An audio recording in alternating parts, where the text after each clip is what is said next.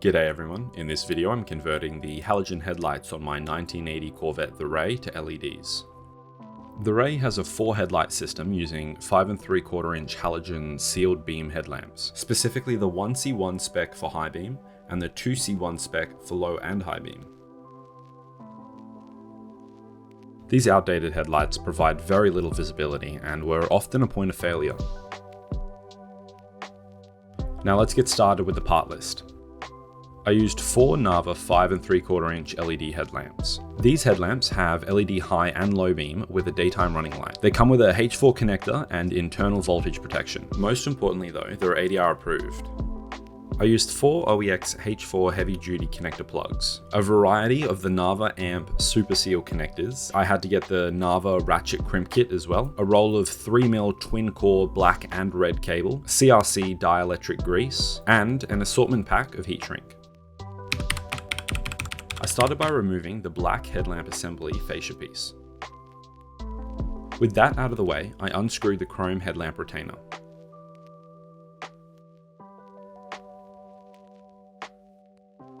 Now the headlamp can be unplugged and removed.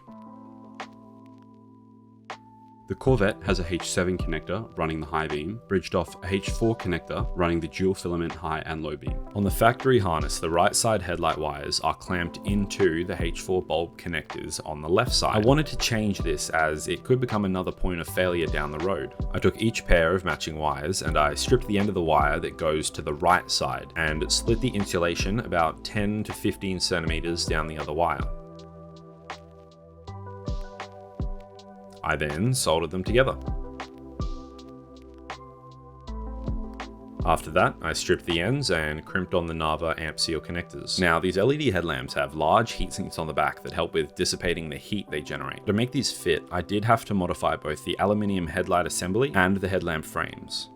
I simply marked out the amount of clearance I would need and cut it with a grinder.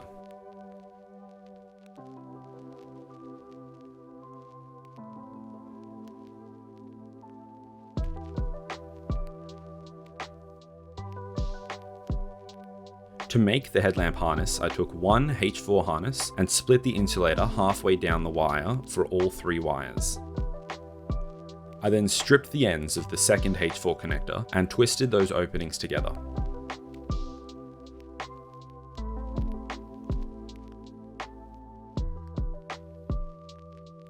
To make these connections permanent and reliable, I did have to solder them. Chris Fix does an excellent job explaining automotive soldering in one of his videos, so I'd recommend checking that out to get an idea of what it's like. I wrapped the twisted wires in flux and used a heat gun to distribute it between the wires. The flux transfers heat between the strands of wire. It's difficult to get perfect contact between the wires, so this helps the soldering iron heat up all the wires from a single spot.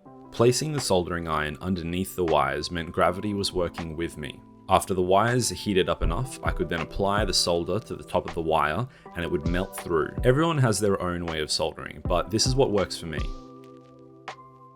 Once the connections were cool, I applied dielectric grease, ensuring the metal was fully covered. Dielectric grease here acts as an insulator and barrier between the metal and the oxygen or moisture that might get past the heat shrink. To finish off the harness, I stripped the ends and crimped on the Nava amp seal connector.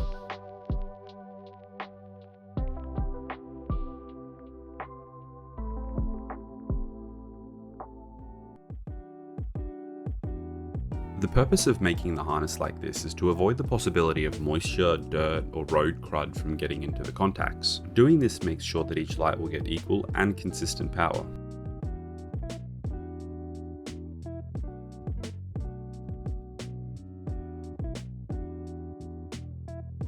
Now, I wanted to utilize the daytime running lights, however the Corvette doesn't come with these obviously. I decided to bridge a connection off the bottom clearance lights.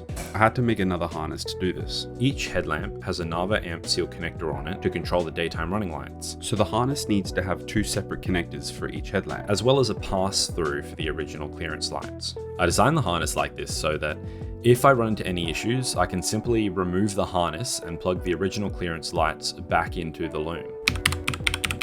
To start putting everything back together, I secured the headlamp frames back onto the aluminium assembly. I plugged in the LED headlamps to the harnesses and positioned the lights onto their frames.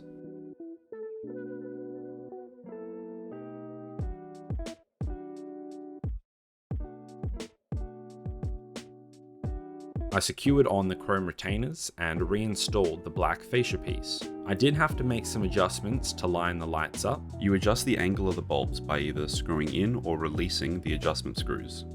But after that, it was fine. Overall, I think it's pretty fair to say that these headlights are phenomenally better than the old system. This should make driving at night much more enjoyable, but also safer for myself and others on the road. The install was pretty easy, and if this is something you've been wanting to do, then I'd highly recommend doing it.